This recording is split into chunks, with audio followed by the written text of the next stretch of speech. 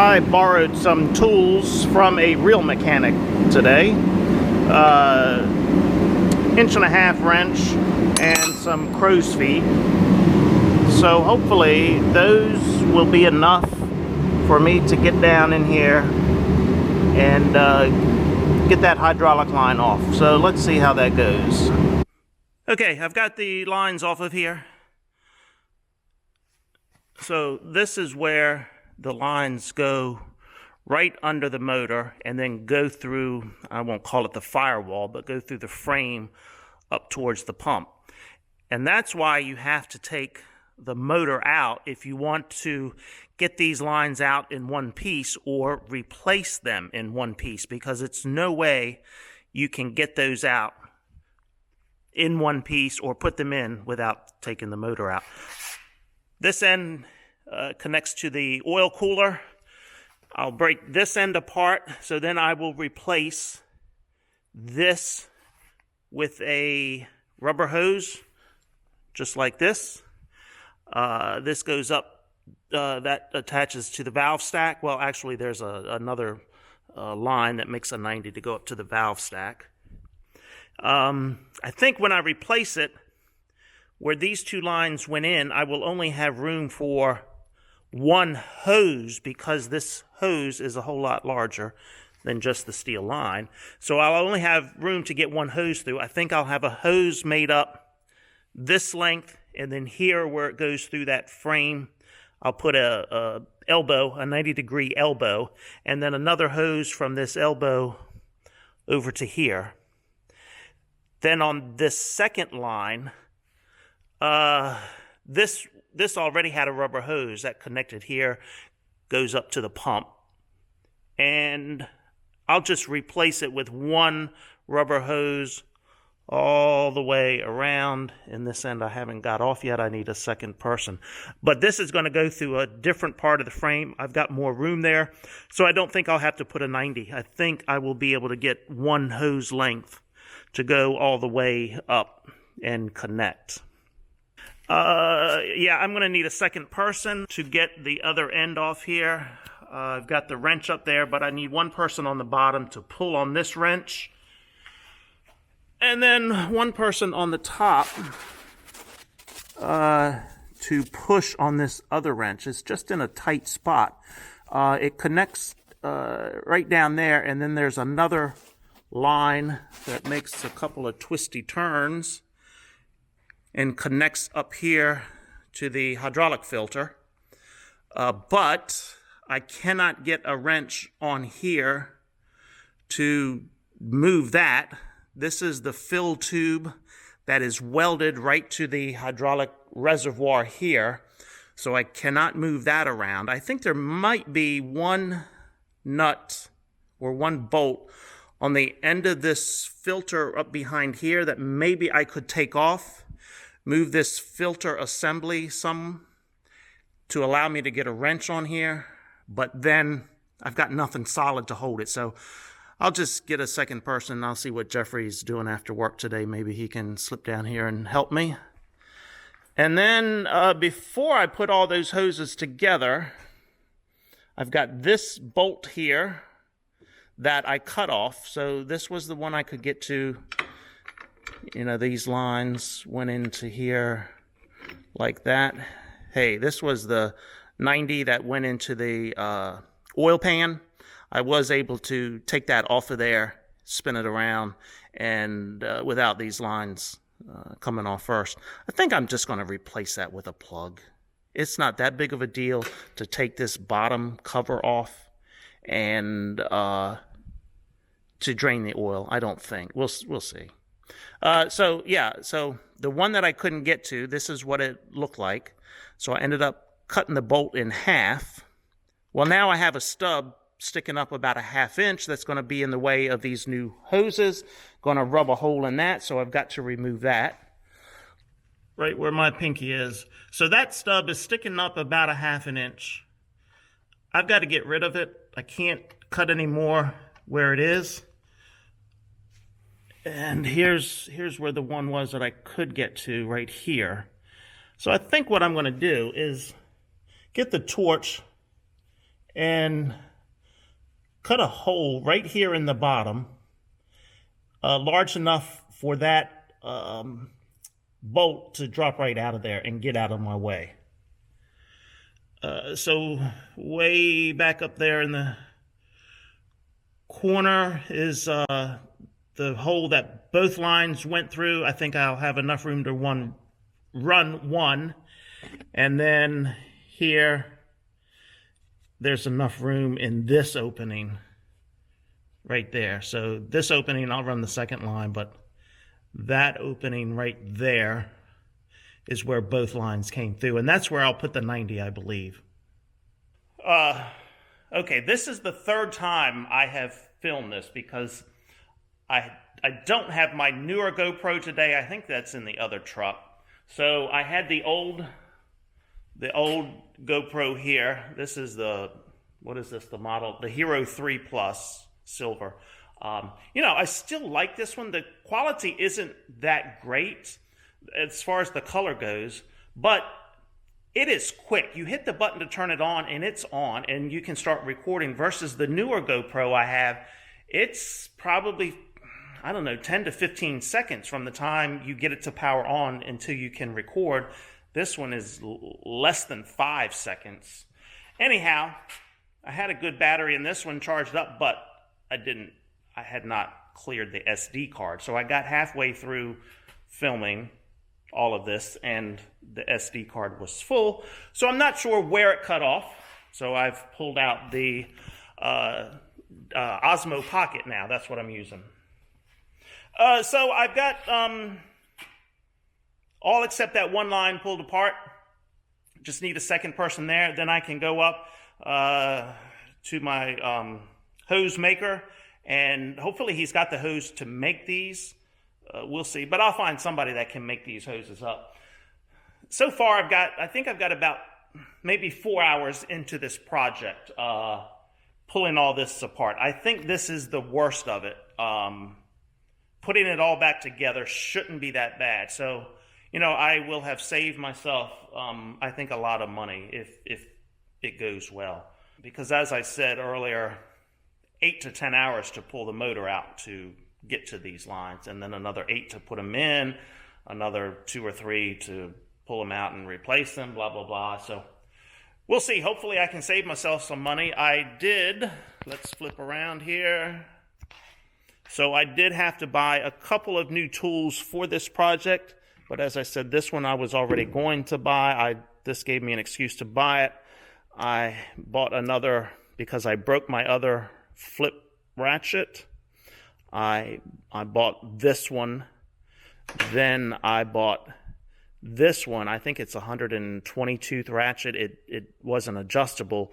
Wasn't sure if I could find one of these, so bought one of these first, thinking I could get that up in there. And a new socket, where's that? Oh, it's on here. This new socket. I borrowed the crow's foot here, and the 1.5-inch angled wrench I borrowed from a real mechanic, as I said. So don't, at this point, have a whole lot tied up into it. Hoses, probably $200 or $300, and my time, which is, what is my shop time is, I guess I'm worth $50 an hour. You know, I'm not a real mechanic, but a real mechanic can get $100, $150 shop time, I guess. I should be able to get $50 an hour. So 4 hours into it so far, $200. We'll see how this goes. So I know my how-to videos suck, but I'll edit this and put it together and try to make it somewhat interesting. So let me clean up a little bit here, find out if I can get that second person to help me with that other line, and then it's downhill from here, I hope. Well, okay, $725 in parts later, and I think I have enough to put this skid steer back together. I did find out today that Huber Equipment in Ashland, Virginia, that's who I go to for Case IH parts, for most of my Case IH parts anyway. It's about a 2-hour drive for me. Well, apparently they don't deal with the Case construction side of it, so they really couldn't help me out with the oil hydraulic hoses. They were able to cross-reference the hydraulic filter and the engine filter that I needed, the oil filter that I needed, but that was all. But they sent me over to Lawrence Equipment, so that's a Case construction dealer. They are also in Ashland. Didn't know they existed, off the beaten path, so never had a reason to go there. Went over there. Brandon was very helpful at Lawrence Equipment. He had the oil that I needed. He could not put together the hydraulic hoses for me, but he sent me to a local guy that does hydraulic hoses. So I went over to Custom Hose and Fitting over in the industrial park in Ashland, Virginia, and David over there at Custom Hose and Fitting, he hooked me up. Very helpful, very friendly. Put my hoses together for me. I was in and out of there in less than 30 minutes, or I guess. Didn't take long. So I've just had an overall good experience today with people and Lawrence Equipment and Custom Hose and Fitting. You know, I stopped at Hardee's this morning to get a sandwich down in Ashland. Even the woman there at the drive-thru was very friendly. So it's just been a great day. Hey, and the weather's beautiful as well. Beautiful day for a drive. 50 degrees and the sun is out. It was a little bit cloudy and rainy this morning on the way down, but nothing terrible. So I'm headed back to the shop now and going to start putting all this back together. Hopefully these hoses are going to work. I know one of them will work. The second one is going to be a little bit questionable, but I think we're going to be okay with it. So stay tuned and we'll figure this out together. Wait a minute, did I just say that? You know, one of the phrases I've hated the last 18 months is, we're in this together. No, we're not. So I guess we are not going to figure this out. I will figure this out in putting these hoses back on. You'll just get to watch. In pulling this thing apart, the first thing I noticed when I pulled this cover off of the bottom here to access the oil pan and where these lines were leaking, there were only 2 out of 4 bolts holding this plate on here. 2 of them had been stripped out, and they were still the part. They hadn't been stripped. They had been wrung off. They had just rusted inside. It was just machined into the frame here. Threads were machined into the frame, and the bolts screwed right into the frame to hold the plate on. So what I have done is I have drilled a hole through here, gotten the old bolts that were wrung off out, and what I'm using is just this clip I'll put up on here. I had these clips on the shelf. They are for the rasp bars on the cylinder of the combine, and they're going to work perfectly. So I've got one done here already. I don't know if you can see it right there. And I've got the second one done, ready to go on here.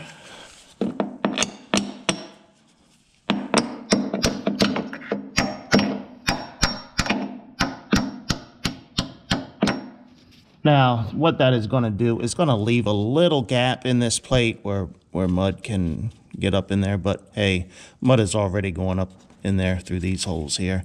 But I can put some kind of seal around there and fix that problem. So, okay, that is done. I've got this broken off bolt that was in there holding the line sticking up. I've put a hole in here, gotten that out of there. So I am ready to start running these hydraulic lines now to see if they're going to fit. Let's hope they do.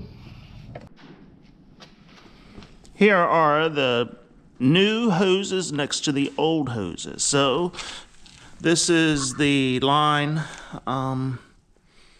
I still haven't figured out, I haven't inspected it that close to see which line was leaking, but these 2 lines here on the corner, one of them was leaking. You can see how rusted they are. So anyhow, this is the line from the valve stack, and it goes back around, comes in. This hose was already there. This connects to the cooler. So what I have done is had a hose made up here with an elbow right here. And I'm going to run this through the same spot that these two came through. I've got enough room, I think, for that. Hold on, telephone. Okay, where was I? I don't even remember. Anyhow, it is Happy Festivus. That was my aunt on the phone letting me know, or wishing me a happy Festivus, so I need to air my grievances. So this is, yep, I'm hoping with this elbow in here, these two came through one hole. I'm going to put that one back through that same hole. I hope I can do that with that elbow in there. And then this hose running from the pump back to the filter is, I have room in another area. I'm going to have to heat this hose up so it'll be a little more bendable, yes. And then this connects down here. So let's put it all in there and see what happens, how this goes. Yeah, this is going up to the, this part is going to the cooler. So let's see what we can do here. Yeah, I have got some, I guess, abrasion resistant cloth. Is that what you call it? I'm going to wrap around these hoses to help with any rubbing points that they'll have.